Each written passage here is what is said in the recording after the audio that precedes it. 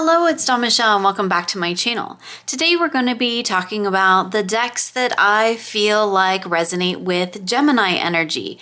So we are currently in Gemini season at the time I'm filming this, and I'm doing these sort of zodiacal energetic collections, I guess, to help me walk through the decans as we're doing our Decan Walk all throughout this year and the first part of next. And that's being hosted by my friend Marlena Teresa. I'll leave a link for that in the description box below. So the last few seasons, I feel like I had a pretty good handle on what decks felt like that energy for me. When it came to Gemini season, I was pretty much at a loss. So I jumped into two of my guidebooks to see what sort of energy Gemini really reflects. And I pulled the Gemini card from the Stars Divine Oracle. And I mean, I know that it's like related to the element of air and it's mutable. Its planetary ruler is Mercury and its symbol is the twins. But it says, like a butterfly, Gemini flutters from petal to petal, seeking experiences and knowledge. This curious sign is extremely active, buzzing with energy and ideas. Drawn to the intellectual realm, this sign loves to communicate and is social and friendly. So there's a lot of different interpretations of sort of that Gemini energy that I've come across. In the Black Moon astrology, we have Gemini, which relating to I think. There's a lot about communication, a lot about being fast-paced, being very chatty and social, maybe sometimes a little bit all over the place, but definitely interested in those sort of intellectual pursuits. And I think when I was looking through my decks, I was kind of drawn into that idea of decks that felt like they were very kind of chatty and social. And I feel like that's kind of the energy that I landed with this particular selection of decks. So the first deck that I have here for Gemini season, and these are in no particular order, this is the Fairy Tarot. And I feel like this one is a really good example of a very chatty and social deck for me. This deck just loves to talk. It loves to throw multiple cards out. It definitely has a sort of fun and curious nature to it. I love that it has this sort of fae energy. That's something that I feel maybe resonates a little bit with Gemini, just because it's kind of like, it's a little elusive. It's a little bit, what is the keyword that I read a lot? Like sort of scattered and kind of like unable to pin itself down into one particular way of being. And I feel like that maybe is a little bit of how humans perceive fae energy. I don't know that that's necessarily how they are, but I feel like we feel like they're hard to pin down. And I feel like that Gemini energy that I was reading about in my books and my resources, there's a little bit of that in here too, that there's some of these cards kind of go their own way. They follow a sort of loose numeric and elemental association, but they do also go their own way and do their own thing in some ways. And so I think that's really cool energy that maybe might represent that sort of social, communicative, kind of blazing its own trail kind of energy that we might see in Gemini. So another deck that I selected for this kind of similar energy, very social, very active, also very inquisitive though, is the Joie de Vivre Tarot. And this is a deck that I feel like really represents that sort of play energy. I tend to look at my decks in terms of their seasonal associations. So this would be a deck that I would use around this time of year. So I'm trying not to let that inform too much of the decisions that I make, but it does, you know, happen because the zodiacs are also related to seasonal energies and time frames. So I think that's kind of natural that that's coming through. But this is also a deck that feels very much in that sort of communicative realm. It's a very chatty deck for me. It always tries to like make me feel better, right? This is one of those sort of good mood decks for me, decks that I'll pull out when I'm kind of having a bad day. And it always gives me wonderful readings that kind of make me feel better. In that sense, I feel like it's very tied into that social, that curiosity, that wanting to see the best in the world and all the things and people within it. I think this deck does that really beautifully. It's also a really a fun deck for me, and that was a lot of the energy that I picked up on when I was reading through Gemini stuff, that it's kind of, yeah, like a butterfly. It's like it flitters about and it's kind of just fun and curious and playful. And for me, this deck definitely encompasses that. It's not the brightest, most playful deck that I have in my collection, but it definitely felt like it fit in this energy. It also kind of feels like it fits in that energy of it's trying to communicate to me, like it's trying to express itself through what's going on in these images, through these little characters. I feel like they are trying to bring me into their world and try to express it in a way that I will understand so that we can have this beautiful conversation together. So for the time being, I guess, sticking with that kind of fun, playful, very, very social energy, I have the Tarot of Curious Creatures. This deck is a super chatty deck in my collection. It's also, again, another of those sort of good mood decks where I feel like it just really wants to have a beautiful conversation and help me to see the lighter side of things. Here's the backs. I have edged mine, just to let you know. This deck is a surprise kind of favorite in my collection because it's not normally the type of deck I would go for, but I really love the way that it reads. I love working with it. It never fails to help me sort of see things from a different perspective, and kind of that, you know, it's very social, it's very chatty in that sense, but it's also, again, trying to help me understand, and it's trying to communicate things in a language and in a way that will help me to better understand the situation or the reading that I'm doing with this particular deck. It's also a really versatile deck, and that was another thing that another sort of keyword that I honed into throughout my readings. My research with Gemini energy is that kind of being versatile and being able to just kind of be whatever it is that it needs to be in the moment. Again, that very mutable air sort of energy. And the Tarot of Curious Creatures actually does that really well for me because it can be serious if I need it to be, but it can also just be fun and playful, and it kind of depends on the energy that I'm in, the mood that I'm in when I use it, the decks that I pair it with, and how I actually end up working with it. It can be both. And I think it's really wonderful and versatile for that. It also kind of shows that sort of duality side of things. Like, it can be fun and playful, but it can also be really serious, and it can give me really deep, insightful messages. And I think that that's a really great energy for kind of looking at what I want to cultivate maybe throughout this Gemini season in terms of the decks that I'm working with.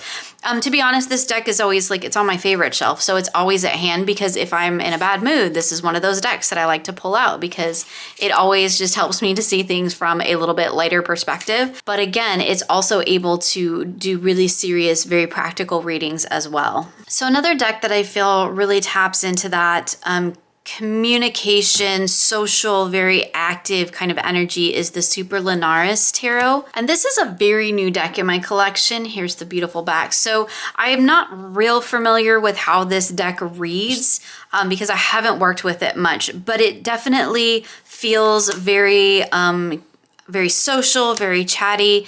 It is an RWS based deck, so in that sense it's very also versatile because I could use it for any kind of reading.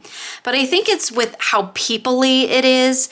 It feels very much like it's trying to be social, like it's trying to communicate with me. It's trying to share its little stories, share its knowledge, its experiences, and I think that's a very Gemini energy from what I could gather. It feels very connected into interpersonal relationships in terms of like what's going on in the cards. Like, as in, I feel like these people could all be like friends and within the same community, if that makes sense. Like, I feel like when you use them in a reading, they like speak to each other in terms of they're having an interpersonal relationship. Not necessarily with me, but with each other, which is really interesting. It's a very wonderful, diverse deck. It's an indie deck. I think everything we've looked at so far has been mass market, and most of what I have here is mass market. But I feel like this deck really represents that versatile, social, active sort of energy. It definitely sits in that, you know, Rider-Waite-Smith, so I can use it for anything. And it has just a beautiful sort of community built around this sort of, these people. And I feel like they exist kind of like in their own little world, even though it is very modern in a lot of ways. It feels very much in that Mercury energy, where it's like it's trying to communicate the tarot in a language, like in a more modern language, right? In a language that uses more diversity to help us to connect, to help us feel more in touch with tarot in a modern day sense. So I thought this was a fun one to choose for this particular selection of decks. Also, with it being really new in my collection, I'm still kind of learning its energy and how it works and how it wants to like play in my collection. But right now it's feeling very community driven, very chatty in terms of talking to each other. Like it talks to me too, but like when I lay cards down together, they talk to each other. Like they have whole dialogues with each other, which is really, really cool. Like the name even says Superlunaris, belonging to a higher world. So I do feel that energy of these people all sort of belonging in their own sort of world.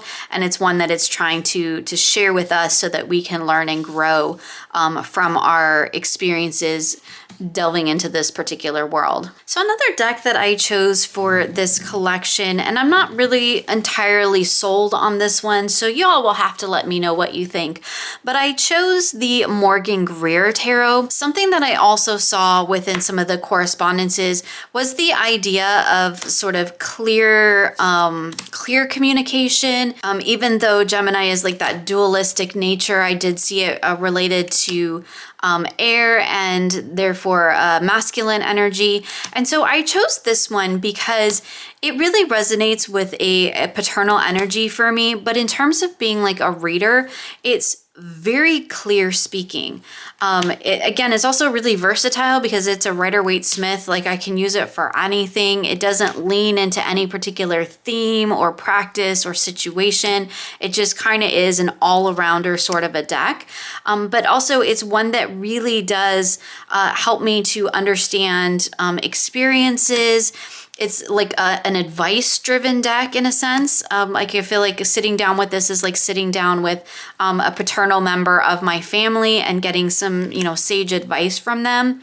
It's very clear, but also I feel like the colors in it and the movement and the energy that's coming through is also very active. It's not a passive deck. Like it's going to give you advice, but it's also going to kind of show you the way in a sense. Like it's not going to walk it for you, but it's going to show you the way.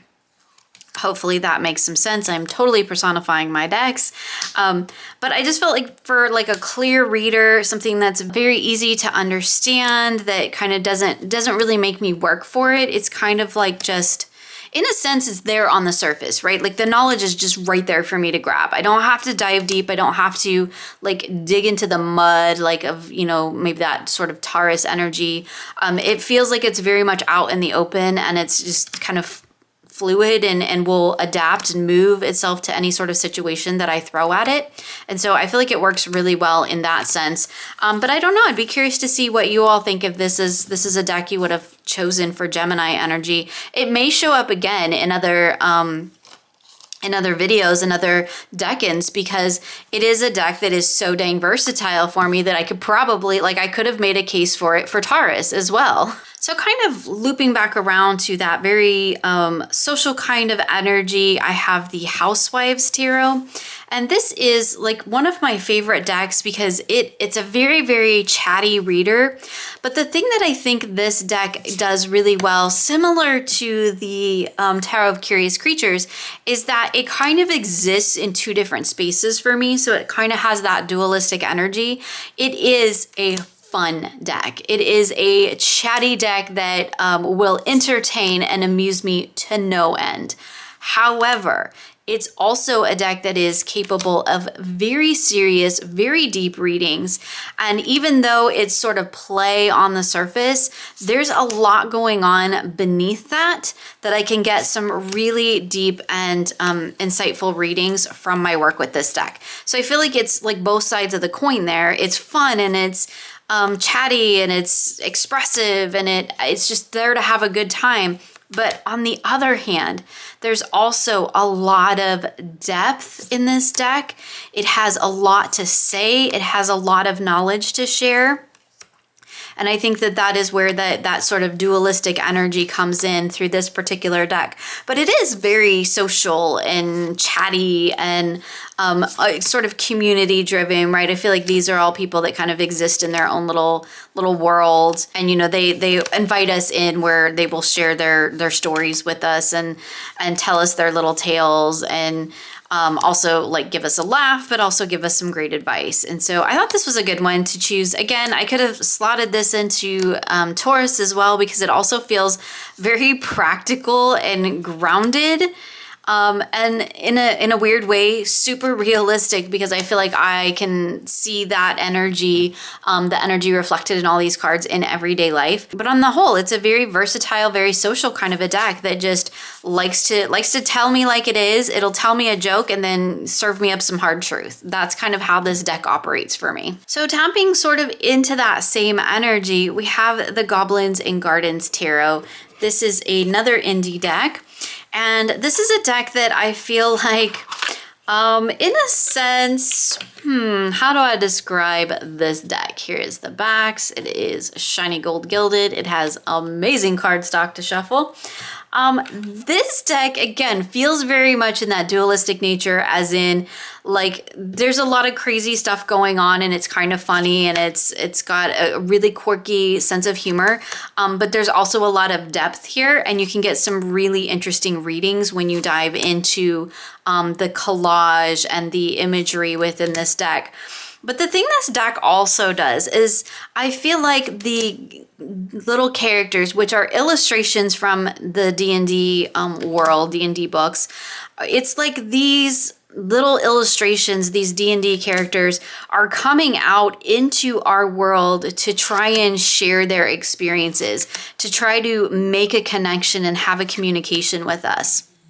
So I feel like it kind of sits again in those multiple social, communicative kind of energies. It has a lot to say, but it also like is sort of that two sides of the same coin kind of energy, where we have the play and the fun and it'll make you giggle, but it'll also deliver some hard truths and some good messages with it.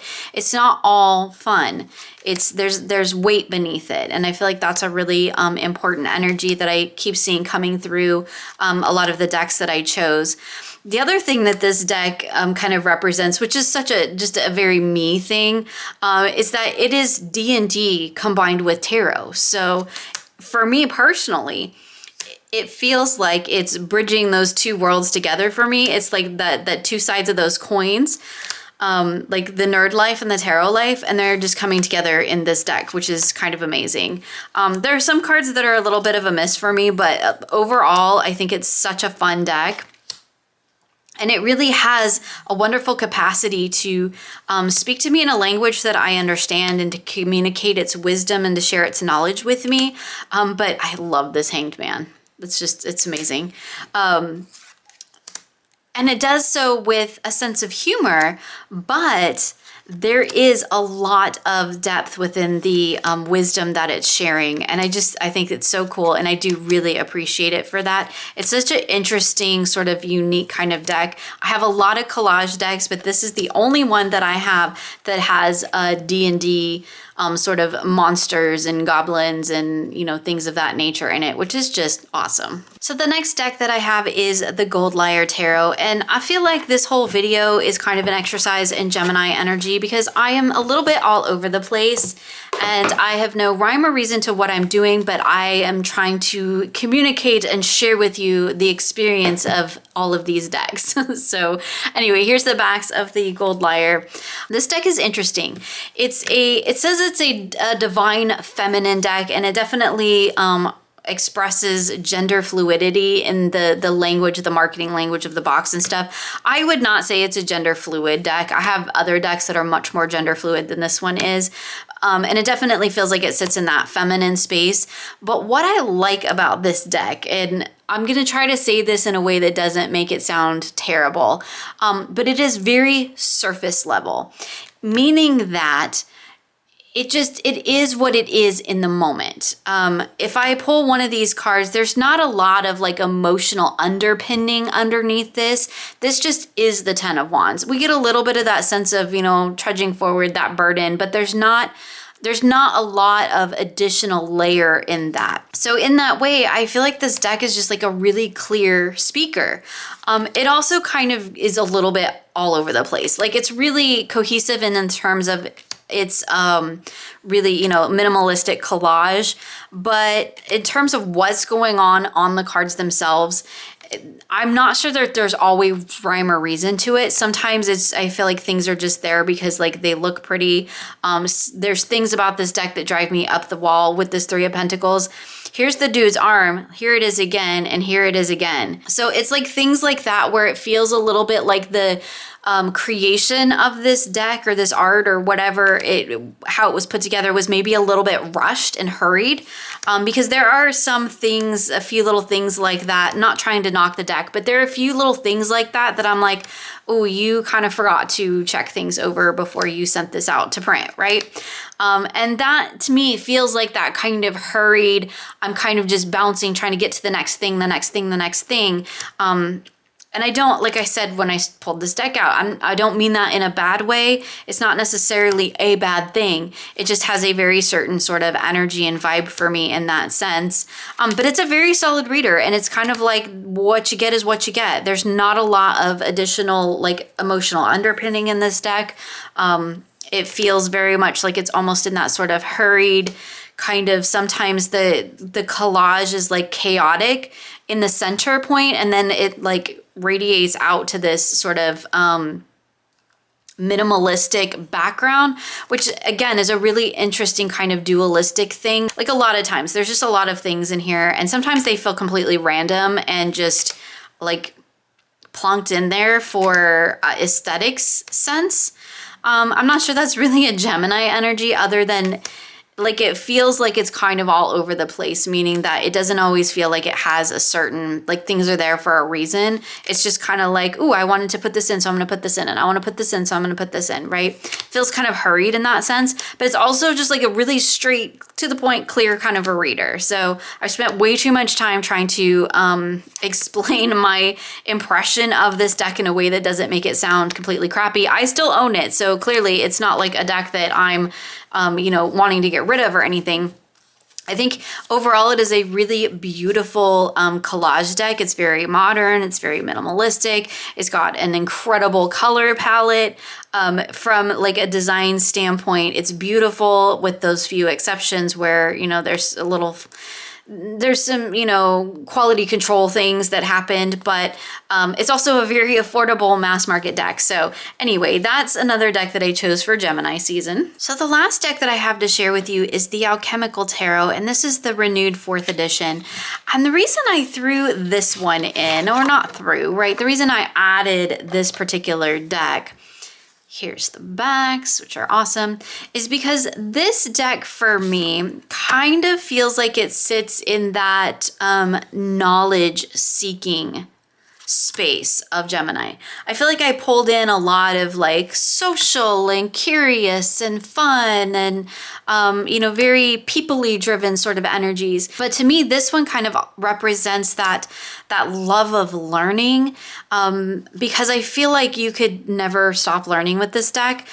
There's so much going on within the cards and within the layers of symbolism. There's a massive guidebook that you could get into, and this deck for me kind of represents that sort of perpetual student sort of energy that I kind of got or picked up in the resources that I read about Gemini, that kind of always wanting to be learning something, always wanting to be seeking those new experiences and that deeper knowledge.